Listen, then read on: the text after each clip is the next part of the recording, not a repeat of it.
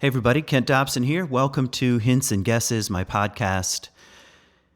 Here's the question I have for today, the question I'd like to address. It's something like this. Shouldn't I be further along? Shouldn't I have changed more by now? I mean, if not enlightenment, at least something a little closer. Like, shouldn't I have more Christ consciousness or the Buddha mind? I mean, I've been going to my therapist for 4 years. Or I've gone deep into the Enneagram. Or I've done plenty of breathwork sessions. Or I signed up for one of Kent's retreats. Or I went on an Animas Valley Institute program. Or I've taken the Myers-Briggs assessment. I think I know myself, and I've been doing the work, so to speak. And yet I still find myself activated and triggered, we might say, or hooked. And it seems like even more stuff is coming up. It's almost as if the further I go, the more assaulted I feel by the underworld or by my complexes or subpersonalities, or coping strategies. I mean, how long is this supposed to last anyway? I mean, if I had a sense for timeline, maybe I could consent to it here. I mean, we're talking about a year, a couple years. What is it? And some of us who are older think, hey, I've been at this work a while, does it end? And maybe if you're just starting, you're thinking, I'm not seeing a lot of examples of people who have transformed deeply and are something like a mentor to me or something, to even look up to. I don't know if there's anything to this. So I want to have a conversation about formation here and time and process, because I think it is very important to have, as best we can, some realistic expectations around growth or spiritual growth or psycho-spiritual growth or becoming an adult. I do think we need some help with expectations, especially in our culture right now. I am convinced that the combination of science and technology has skewed our expectations around how to, quote, fix something. And I'd like to maybe first say, as plainly as I can, spiritual growth is not about fixing anything. So my main point is science and technology, updates. My phone doesn't work. I get a magic update. There's a terrible virus. We get a vaccine. There is a spiritual problem, we need a pill. There's a physiological reality in the brain, there's a drug for that. There's a physiological problem in the body that has to do with the basic realities of aging. Don't worry, we've got a pill for that too. So science and technology has given, I think, us an unfair and unrealistic, and maybe they're not the only ones to blame, but I'm just saying it's a factor, an unrealistic expectation for what change should be like. We think about it something like a magic pill. If I consume just the right thing, just the right book, just the right guru, just the right program, just the right whatever, I will achieve something. I'll be enlightened. And I'm not even saying all of that is unconscious. There's something behind the whole notion of growth that, at least according to Carl Jung, could be called an instinct, even a religious instinct or a spiritual instinct. What is the thing that tells us deeply we can change and really ought to change, and that there's a process for change? I think it's something like an instinct.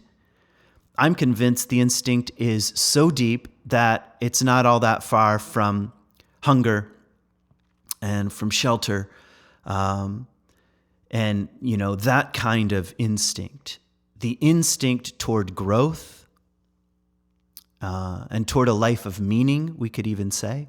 That's the religious instinct. And I'm using that positively. I know a lot of people have hangups with the word religion. I've talked about that before on this podcast. I've got a lot more to say on it, but I think the word sometimes gets a bad rap and is very misunderstood.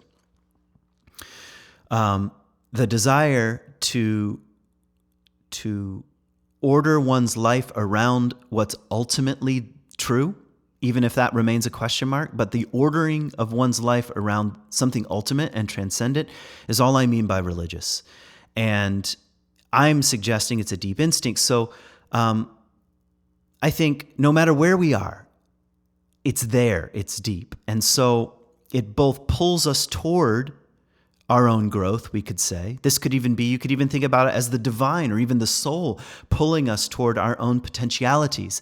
And then also being, with just the complexities of consciousness and being human, we have also many voices that say, there's nothing to this. It's not for you. You can't do it. Or the opposite of, which would be something like inflation. Don't worry, you're already done. You're already so more freaking enlightened than your brother or your sister or, your pastor or your parent, you have made it, you have arrived. That's inflation. So inflation and deflation maybe are like two demons that sit at the end of the bed when we wake up each morning when it comes to a life of deeper meaning or a spiritual life.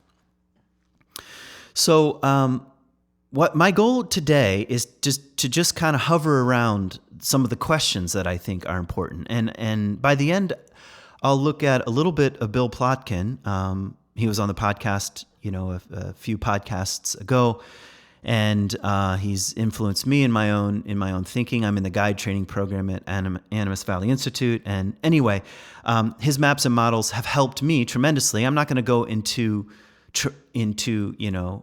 extreme detail, but I think his approach to human development, I'm going to mention a few things about it because I think it really helped me calm down a little bit. And maybe that's a starting place. If you feel like you should be further along, calm down a little bit. When I first went to see my spiritual director many years ago now, that's the first thing she said to me. I think I put that in Bitten by a Camel. If I didn't, I wrote it somewhere. Maybe someday it will make it out there in the world. I just unloaded. And she said, okay, calm down. And she used a little line. She may have got it from Ignatius that God is like a drip on a sponge. God is like a drip on a sponge. And I was almost like, no, I want the flood. I want the skies to be torn open. And I think in her wisdom, she had to be maybe in her late 60s, 70s when I first started seeing her. And she was like, no, change is slow. And even the divine is like a drip on a sponge. And I never really went too deep into that metaphor, but if I'm the sponge, then how long does it take to fill up a sponge? Does it ever get full? What's it like to consent? I think that's a very interesting word, especially when it comes to what's happening in the 21st century. What's the relationship between consent and my own spiritual path? What is it that I'm consenting to or allowing or opening to? And perhaps the divine and the path of the soul and growth and is a lot slower than we'd like to imagine. And so I think maybe that brings us maybe to some poles here, some opposites. And if you haven't been able to tell, I like to explore the tension between things. That's why I call this podcast Hints and Guesses. And even at C3, where I teach regularly, the past month I've been teaching about paradox, which is the capacity to hold things side by side. And a paradox is to lay alongside things that seem opposing. So let's say on the one hand, we have something like enlightenment, and on the other side, we have something like maturity. And maybe just to go a little further with what I was saying before, that in a pill-popping culture, I think we really want instant enlightenment. I think that's part of the attraction to psychedelics at the moment, which I have serious reservations and questions about. Even though I know a lot of people who are participating in this, but there's an element to it that strikes me a little like the pill-popping culture. And of course, every time I offer some critiques, I hear back, well, you don't know because you're not in it, you're not doing it. I don't know what kind of logical fallacy that is. I'm not a philosopher, but it's not much of an argument to say you can't critique unless you've experienced exactly what I've experienced. I think, I don't know about that. Anyway, I'm just at least raising some questions. What happens when there's a flood of something? Like the sky is torn open and there's a voice from heaven and the voice says, "You're my kid, You're my son, you're my daughter. You belong, you matter." What does that do? What happens in the aftermath of that kind of enlightening experience? And I want to say, moments of transcendence, states of transcendence, the sky being torn open is possible. I don't think you can manufacture it, in my opinion, but it's possible. I've experienced moments of transcendence, moments of profound opening where the veil of the universe was torn open and there was a glimpse. And see, the Bible warns against something like this. The Bible says you can't see the face of God and live, not even Moses. Moses begs to see the face of God. God says, "No, but you can see my backside." And only that at a glimpse, and I'll cover you with my hand. And even that, he comes down from the mountain and his face is glowing and people can't even look at him. And there's a sense of separation between himself and the very people that he's trying to help. So maybe the craving for unfiltered divine encounter, we need some caution around, because they can be very disturbing. Even Carl Jung, who he said something like this. His confrontation with the unconscious started around the age of 40, 41, something like that, and ended about the age of 55. And there were many moments when he thought he was going insane. Now, is that something you want to go through? No, I'll take a weekend retreat. Thank you very much. I don't want 15 years or whatever the math is. I was thinking of St. Paul when I said 15 years. He has his road to Damascus experience, the blinding light. He's blinded for 3 days. And if you do the math according to Paul, 15 years later, he starts talking about it. Okay. So that brings us to the question of maturing. Or here's other words: integration, or wholeness, or a process of healing. So I'd like to say, yes, there are states of union, of oneness, of glimpses of even the deep self, of the abyss. And on the other hand, there's the process of maturing and integrating and submitting to and being shaped by. And this takes time. Let's take Jesus, for example. I think something's intriguing is happening in the baptism story. I was just writing about this in my new book, which I hope I will eventually finish. And anyway,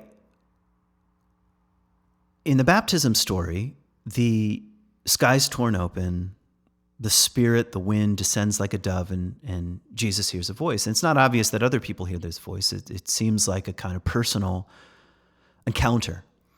And then it says, the Spirit, the same wind, the same mystery of God, the feminine, ocean-like, wind-like nature of the divine, that's the Spirit, drives him into the wilderness. And now it's time to find out what Jesus is made of for 40 days and 40 nights, to meet the tempter, the devil, the shadow, the unsavory parts, his own lust for power or for food or for fame or whatever, fill in the blank.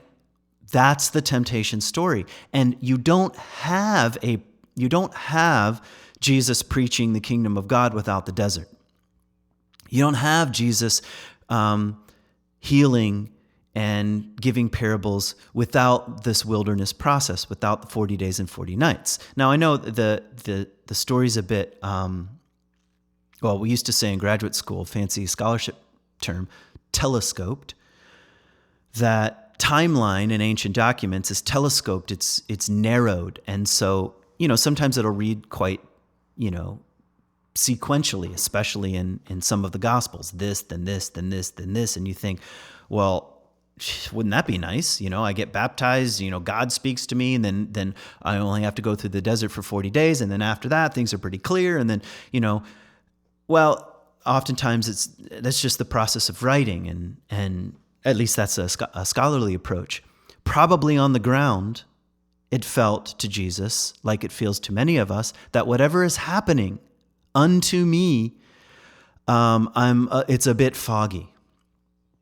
And it's happening quite slowly, and I'm not sure what to make of it. After all, Jesus is 30 before he ever leaves home.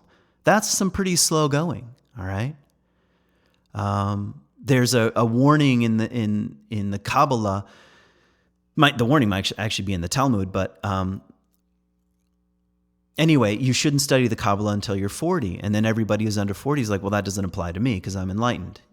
I know what I'm doing. No, there's some hesitation, because to peer into the face of God might wreck you. So a certain amount of maturity and integration and wholeness and healing and working on our hang-ups and our mother and father complexes, and even if you wouldn't use any of that fancy psychological language, you know what I mean. You've got hang-ups, you've got issues. And the definition of spiritual bypassing is thinking just because I've had an enlightened state of consciousness, I get to go around the work. And I'd like to say, no, you don't. No, you don't. That's delusional. And nothing is worse than an enlightened, delusional guru who hasn't done the most basic work. That's some dangerous stuff. And we ought to run from that. And there are many of them out there in the culture right now, offering their, it's like the tinctures of the West, where people traveled around in wagons offering all kinds of healing oils, snake oil salesmen, we came to call them. There's a lot of that happening right now. So what's my main point so far? Calm down. You can't make moments of oceanic oneness happen. That's a quote from James Finley. And we all, no matter what, no matter our background, have some responsibility to submit to the process of just maturing and working on our stuff and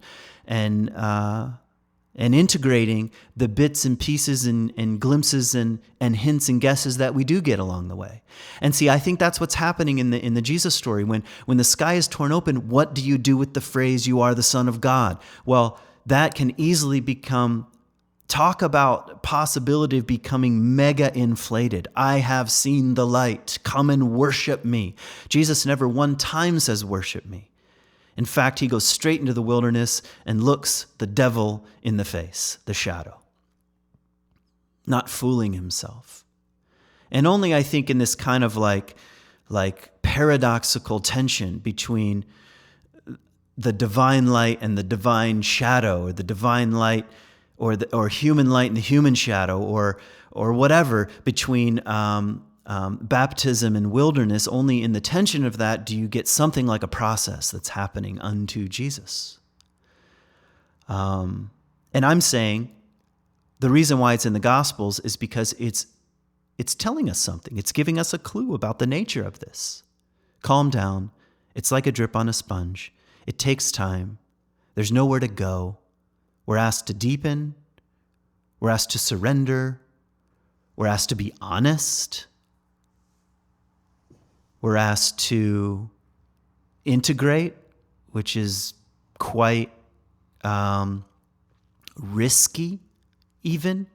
To take the insights we have been given in the closet of our, heart, and to take them out and say, yeah, and I'm going to live this way, to integrate it. That's some risky business. We'd rather stay in our little inner sanctum, or maybe just allow a few in and talk about how enlightened we are, rather than the risk of taking of our own hints and guesses and living them out in the world. So you've been shown something like, you are the Son of God. Well, Jesus, by the way, his self-referential title was Son of Man, Son of Humanity. So this seems to be a little glimpse of his essence, of his soul connected with the Father, we might say, with the mystery.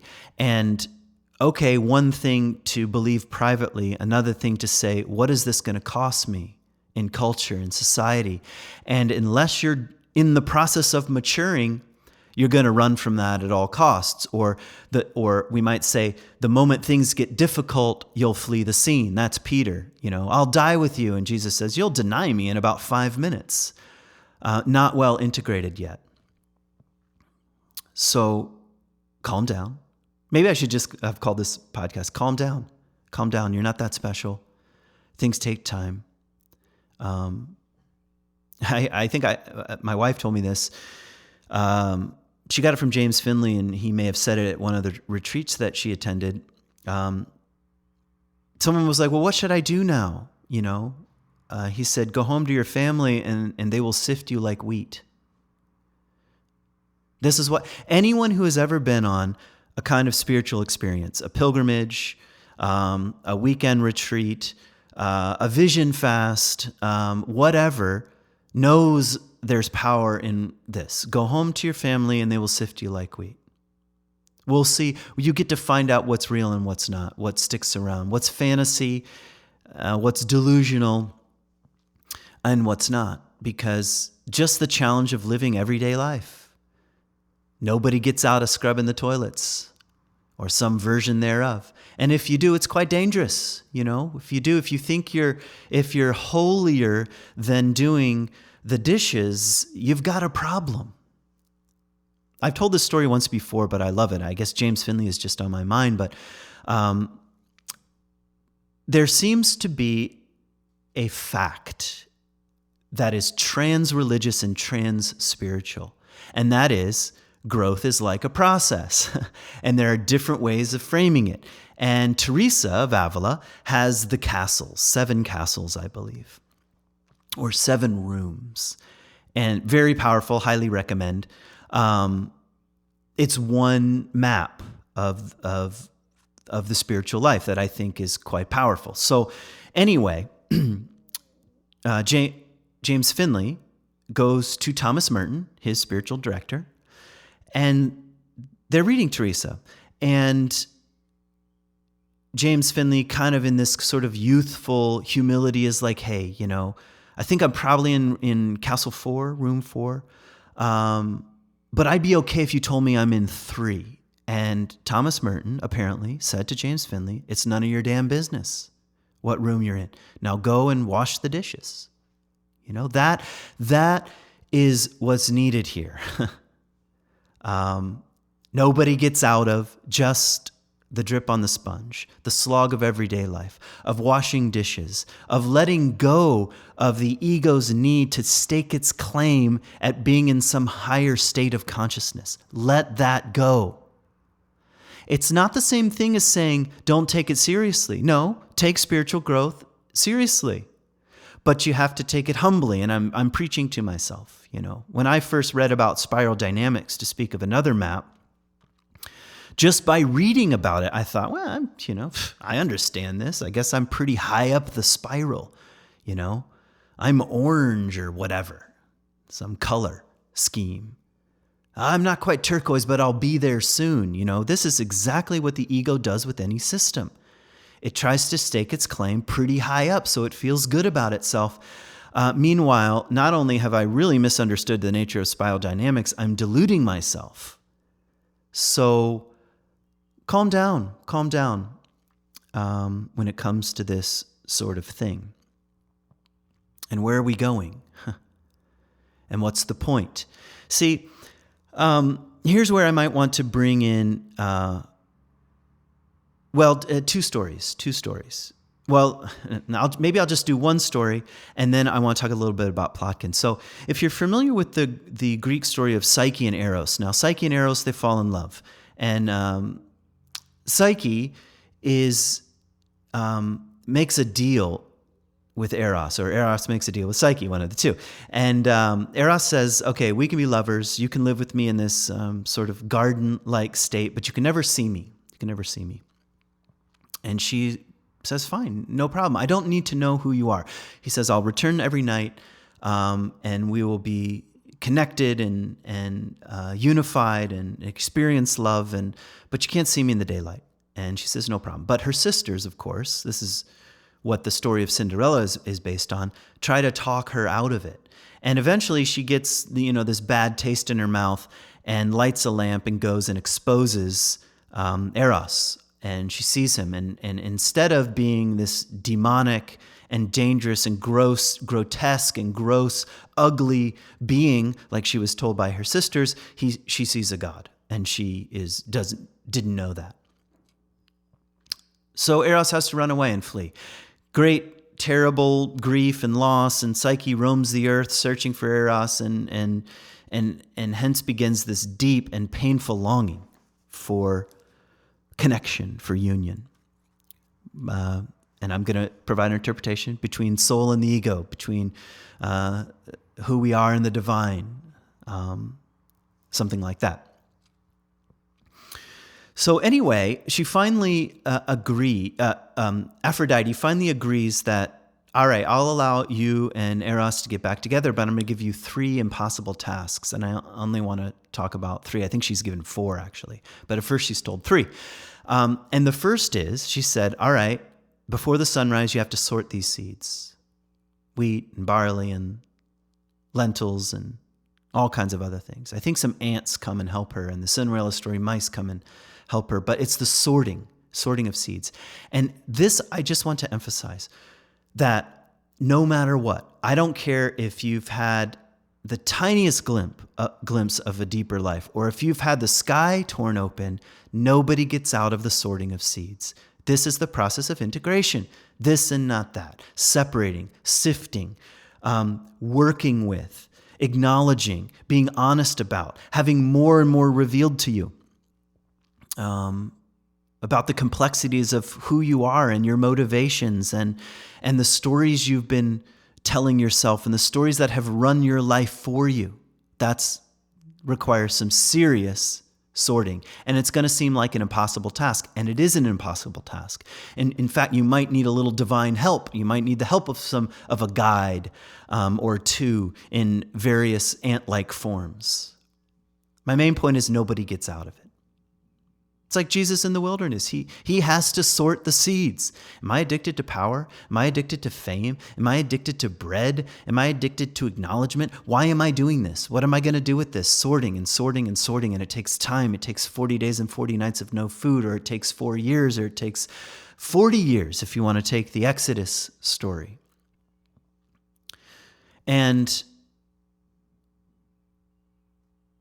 yeah, I don't know what else I might want to say about that right now. But if you're not in the process of sorting seeds, you might want to ask yourself, well, why not? What am I avoiding here? What would it look like to humbly give this some attention? Those are questions I think are worth asking. Now, here's something else I'm going to say as a personal aside. So it's difficult, even though I know a lot about maps and models and Jung and Plotkin and some of the models and maps of the saints and mystics, and some contemporary models and maps. And I know a lot. I've read a lot. That's maybe the better way to say it. I've read a lot. It's still quite challenging for me to say with any clarity where I am. And that's, what I find so encouraging is something like, well, it's none of your damn business, what needs attention? What's right in front of me? So, with that said, though, I feel like I have experienced certain traditional. I've experienced the traditional terrain, being like, if I take the Jonah story, like being thrown overboard and descending, being swallowed by the underworld, by the darkness. I've experienced a kind of descent, and maybe there's more yet to come that I know nothing about. And I'm willing to say, yeah, there's probably more. But I've experienced a kind of descent, and I've experienced a kind of underworld time where suddenly dreams and visions and mysteries and prayers and longings and heartache and grief begin to work on me and break me down. And I remember saying to one of my mentors something like this: I feel like I've had little glimpses of soul. I've tasted a little of the divine, kind of like, shouldn't I be further along? And I said, why am I hijacked by my subpersonalities and complexes? Why am I still... And in fact, it seems like they're getting worse. I feel like I look at my behavior at times and it's like all of a sudden, like bursts of anger that don't seem enlightened at all are coming to the surface. Or daydreaming about ridiculous, out of reach, fanciful, fantasies are occupying my mind. Shouldn't I be more enlightened? And he said to me, well, it's good to know that you're still on the path, because in my experience, the further you go, the more shadows come out of hiding.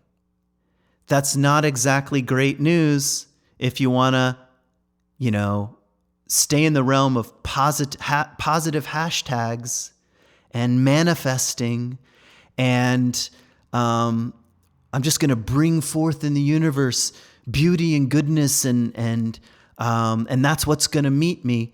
I'm sorry to say, if you go further on the journey, it seems to be the shadows come out of hiding.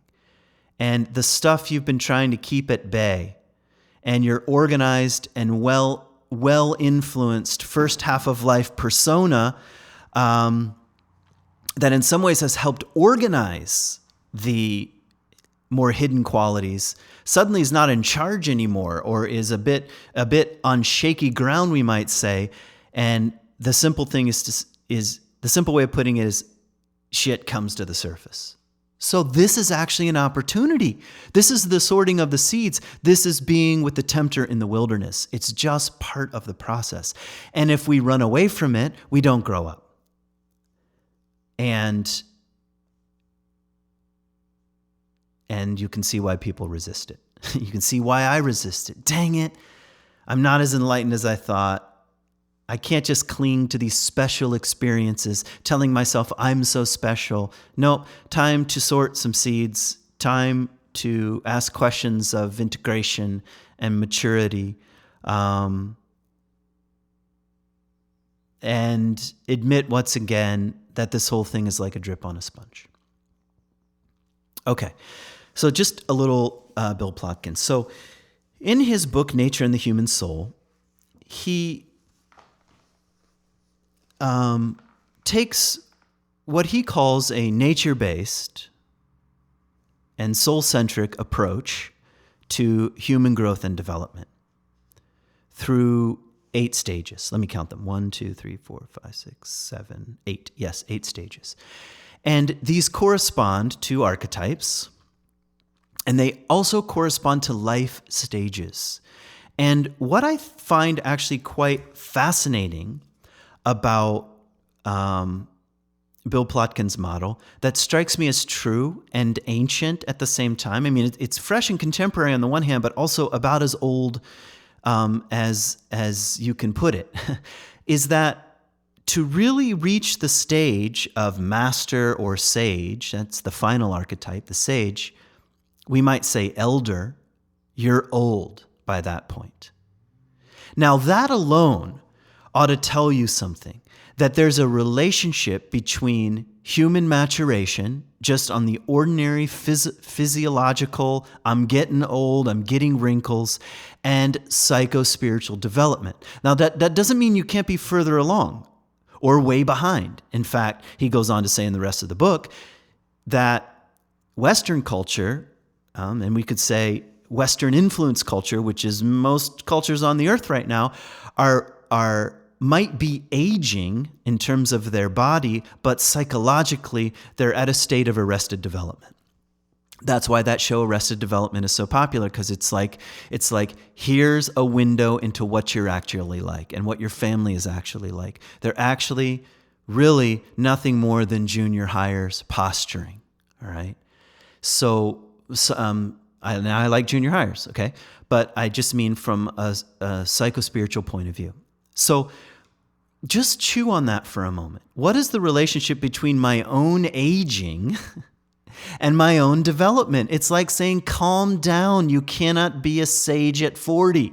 I'm sorry. Even if people say you're wise beyond your years, you don't want people saying that for too long, because it starts to backfire after a while.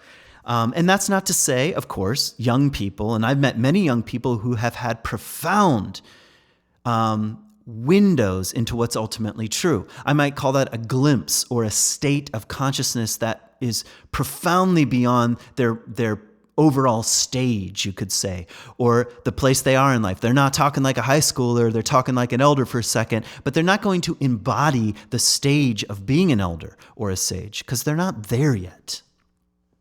They haven't lived enough life. They haven't changed enough diapers, So, again, calm down. You're growing. You're getting older. The question is, are you going to cooperate with the natural, religious, what I would call instinct for spiritual growth as part of your aging process? Or are you going to resist at all cost and try to remain, a teenager when you're 55 and you're picking up your grandkids from school, pretending like you're just, a cool kid? That's, of course, a cultural obsession we have right now. We've got a pill for that, No, I'm not against taking care of your body, and I'm not here to, to condemn anyone. I spend an enormous number of hours, working out. Why? Well, because I'm getting old and I can feel that my body's not working like it used to. So I'm fighting with it a bit and working with it. That would be the nice way of saying it, or fighting it. But yeah, I don't really want to get older. And another part of me says tough. And another part of me says, what a gift. I got this from Richard Rohr. He says it's an indigenous phrase. No wise person ever wanted to be younger. And so you look around at the older people in your life who want to be younger, and you can pretty much guarantee you're not looking at a lot of wisdom. So, what do I want to do at this point? I want to very briefly, talk about a couple of stages here that I think is related to the question, shouldn't I be further along? So the first 4 or 5 stages in Plotkin's model are the most critical and crucial for people in the Western world, for people like me, for people like you. And I'm just going to list them to you. The first, I'm just giving you the archetypes, is the innocent. This is early childhood, baby. The explorer. This is middle childhood. The thespian. This is adolescence, early adolescence. The thespian, that's a actor. And he means that positively, by the way. Followed by late adolescence, which is wanderer. Followed by early adulthood, which is the apprentice. I might as well finish them. After the apprentice is the artisan. After the artisan is the master. And after the master is the sage. No more doing, just being. So those are the archetypes. He tries to argue in the book, you have to read it yourself, Nature and the Human Soul, that he's not making these up, okay? There they are. There they are in plain sight, in myths and legends and spiritualities and practices, and they're the wisdom of the ancestors collected and organized by him in a kind of map, trans-religious and transcultural map. So what's interesting is that most people, most of us, are stuck in the thespian, in puberty, in early adolescence, which I've mentioned before on this podcast, what Bill Plotkin would call, what does he call it? A pathologically adolescent culture. Always makes me laugh. And of course, when I first read that, I thought, well, I'm not pathologically adolescent. See, that's the danger of reading anything at all. You know, the ego says, oh, I can use this too. Let's be spiritually enlightened. Truth was, nope, I hadn't really even faced the tasks of early adolescence, stage 3. So I'm going to read you some of them. Here's a task of this stage of life: fashioning a social presence that is both authentic and socially acceptable. Can you think of something more difficult for a teenager than fashioning a social presence that is both authentic and socially acceptable? That is the massive, heart-rendering difficulty of being an adolescent. And I want to add to that, adolescence like this, social acceptance and authenticity, continues way beyond high school, and now way beyond the 20s, and way beyond the 30s, and way beyond the 40s, and some of us are still right there, either unable to fashion a social presence that is authentic, or unable to fashion a social presence that is acceptable, socially acceptable. And this is part of, if I can use other language, a maturing ego. And most of us need help in the maturing ego. This might be even part of the sorting of seeds. Like you might find yourself like being wildly authentic, not following any particular social convention, but you're not well socially accepted. You can't keep a job. You know, you keep getting fired and blaming other people. Well, they don't see my own creativity. Okay, this is the inability to fashion a social presence that is socially acceptable. That's the present work at hand. You can't go around it. I don't care how many like amazing insights you have and, how you're able to move up and down all the chakras in your Kundalini yoga pose. You keep getting fired. So you're still at the thespian stage. You still need to fashion a socially acceptable identity. And in some ways, I'm really, really grateful that I became a high school teacher and a pastor just for that reason. I found some social acceptance as a pastor. I also found it to be uncomfortable over time, but I needed that. My ego needed that. We need healthy ego development. Yes, other people accept me, and I accept myself for the most part in this role, and it feels somewhat authentic, although in tension.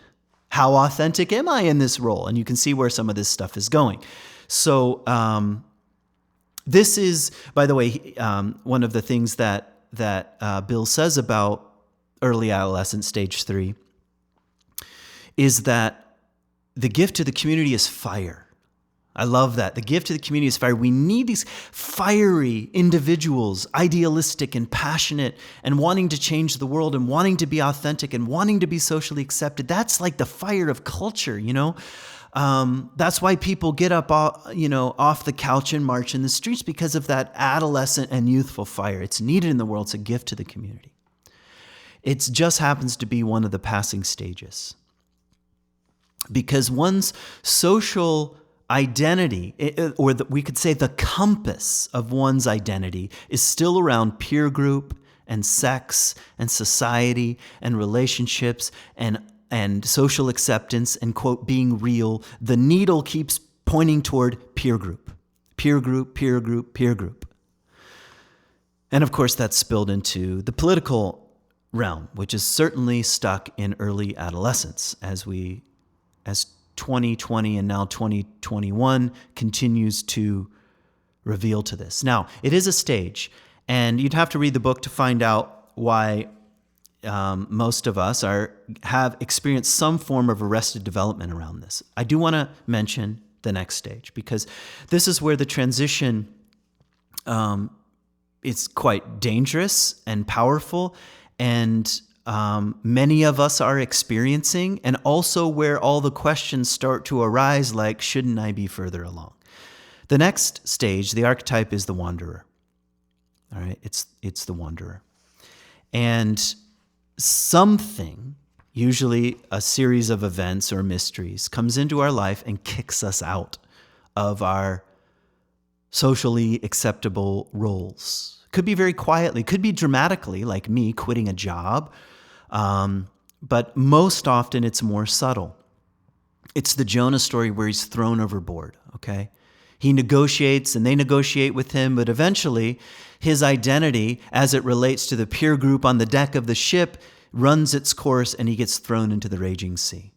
And that's the way it is. And now you're in the phase of the wanderer, which is the beginning of not knowing. It's not the same unknowing as the late stage of sage, that kind of non-dual knowing, which is the realm of the elder typically. But this is a kind of unknowing of one's own life. Like, I don't know who I am anymore. I don't know what I mean by God anymore. I don't know if I fit in, if I will ever fit in anymore. And actually, you know you're really in the wandering phase when you're actually no longer that interested in returning to the peer groups.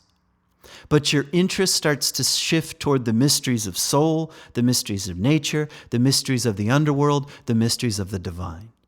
You're more interested in that. And you have to be honest about that. If you're actually just interested in fitting in, well, maybe if I just switched churches, this one would be, more inclusive of my values and needs. And okay, that's fine. And you might need that. But if that's the center of gravity, am I accepted among my peers? Then you have a hint of where you are and where the work is. Nothing wrong with that. Bill says at the end of each chapter, he gets to the end and says, stage 3 is the best stage to be in. And then he gets to the end of stage 4 and says, stage 4 is the best stage to be in. And then on it goes. It's like saying, calm down. There's nowhere to go. We're asked only to deepen. And deepen wherever we find ourselves. That's what we're asked. And there may be some unfinished business from previous stages, by the way. Some sorting of seeds. Anyway, back to the shift to the wanderer. The task is leaving home. That's the task. You leave home. And home is the adolescent personality. You leave the first house of belonging. You leave the first identity. You leave the first persona or personas. You leave the thing that you spent so much time investing in and claiming and announcing to the world, I am an X. The X has to go. To find why, the X has to go. And leaving home is very, very frightening. Really, it's frightening on the existential level. And it might actually literally be leaving home. Part of the beginning, only the very beginning of my own personal wandering was leaving the United States and living in Israel. It was destabilizing in the sense of, what am I looking for? Leaving mom and dad, leaving evangelical Christianity. I mean, it turns out I didn't really leave it. I came back to it to a certain extent, only that, then to be uncomfortable again. But for a window of time, it was launching me out into the greater world. No one cared in Israel what I believed. No one cares what you believe in graduate school. Really, it's a period of exploration, and it's quite scary, but a leaving the home nonetheless. This is God saying to Abraham, leave your father, leave your country, leave your people, and go to a place I will show you. He doesn't even know where he's going. That's that list. Leave your father, leave your people, leave your country is the shift to the wanderer. This is the task of leaving home, of the adolescent personality.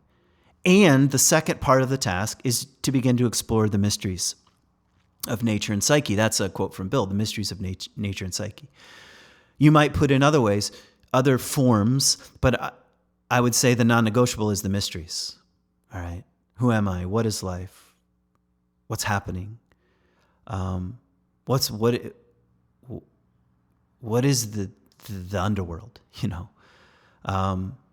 This is Persephone who gets snatched from the upper world and taken down to the underworld, down you must go as part of the process of maturation.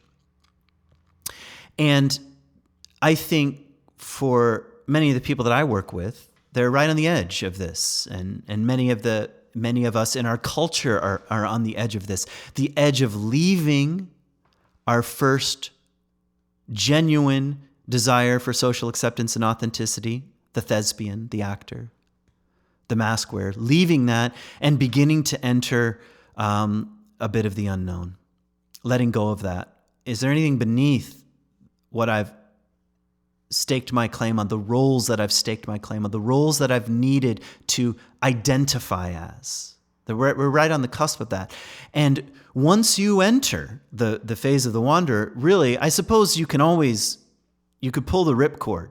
Maybe you could get out of it. Some part of me even doubts that you can go back. I think in some ways you can't go back, and most people don't. Now, they might get stuck in the wanderer too. That's also true. But for the time being, I simply want to say that to be inundated with feelings of doubt, like this process is taking way too long, I'm tired of wandering, is a clue that you're in the right kind of place. You're in the right kind of place. And might be time to sort some seeds. Might be time for some unfinished business. Might be time to take the mysteries of soul, of God, of the divine, of nature more seriously. It might be time to more concretely let go of the previous home, which is part of the task.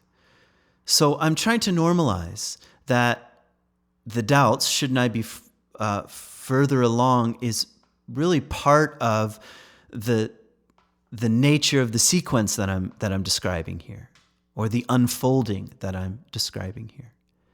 And I could even add at this part, shouldn't I be further along, reveals the very thing I'm trying to describe, that life maturation, physiological maturation, getting old, growing up, getting old, dying, the basics.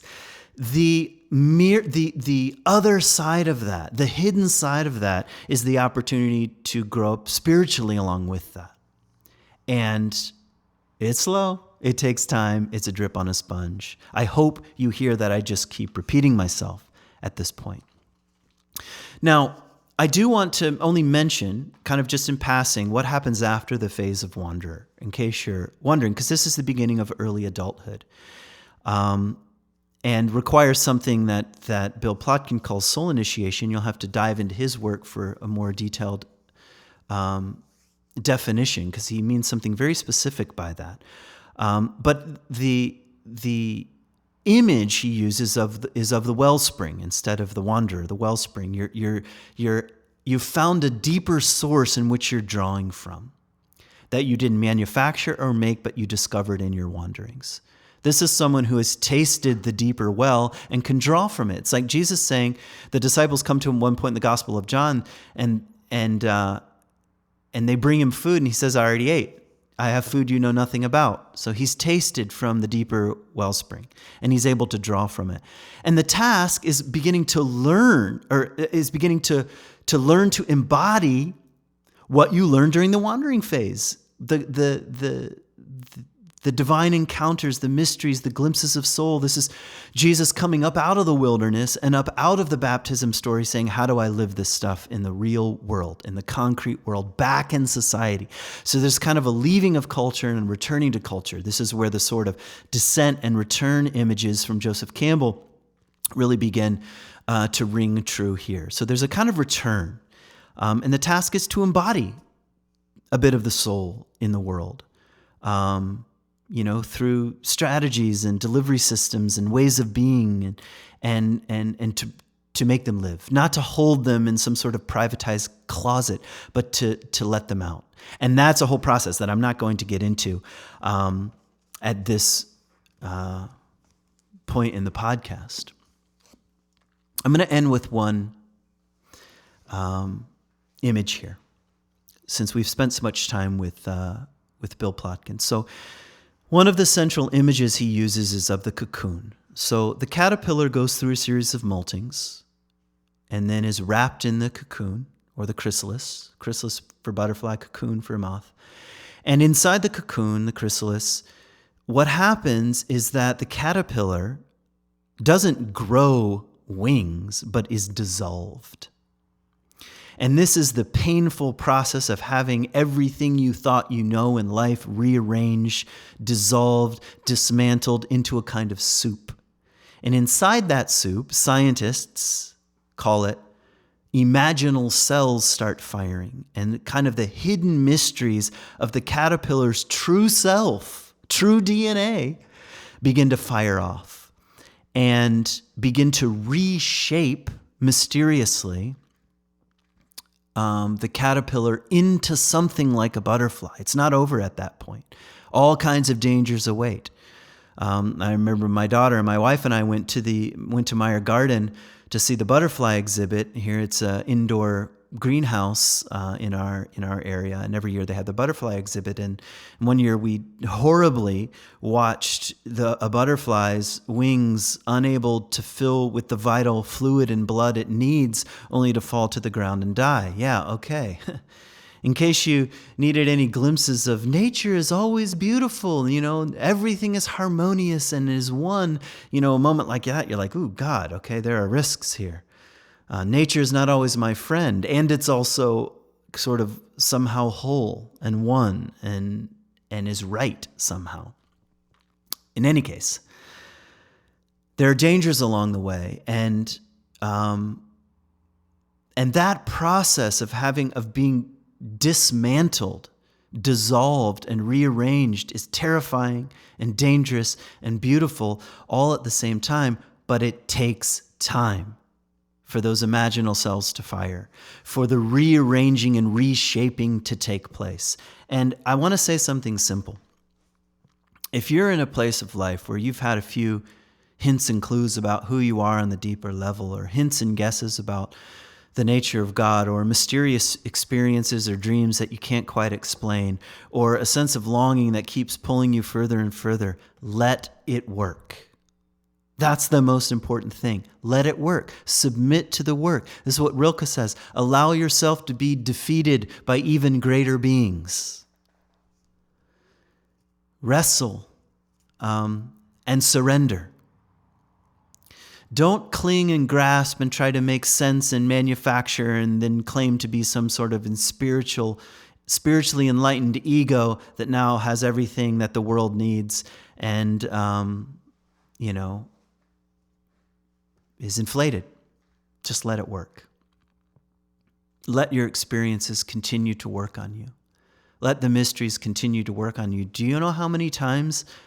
I was going to ask it in the form of a question as if I knew. So I'll put it like this. Jesus apparently regularly has to return to eremos topos in Greek, to a desolate place, a wilderness, and there he spends all night in prayer. He continues to wonder and to allow the mysteries to work on him, to reshape his life. Not to just go around saying, yeah, but I was baptized and God told me I was a son and away we go. And I'm going to teach everybody to be baptized and I've got a whole system and just follow me. And no, he continues to be in conversation with the mystery of his own life and the mystery of God. And he spends all night in prayer. And that's just the way it seems to be. Continue to surrender to the ways in which you still might need to be formed. You've got more seeds to sort. It's okay.